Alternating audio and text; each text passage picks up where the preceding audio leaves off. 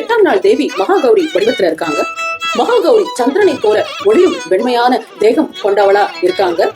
மகாகௌரி வெண்மையான ரிஷபத்து மேல அமர்ந்த கோலத்துல 4 திருக்கரங்களோட காட்சி கொடுக்கறாங்க. ஒரு கையில திரிசூலம், இன்னொரு கையில டமரு, மத்த 2 கை அபயவரத அஸ்தத்தோட இருக்காங்க.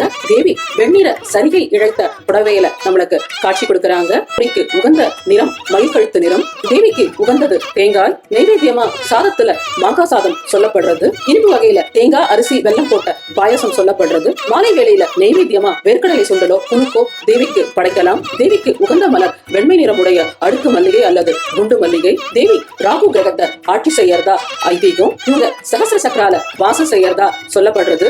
ஓம் தேவி மகாகௌரியை கமலாசனஹித கருட கமன ஸ்ரீ கமலநாபன்யே பத கமலமே சரணம்.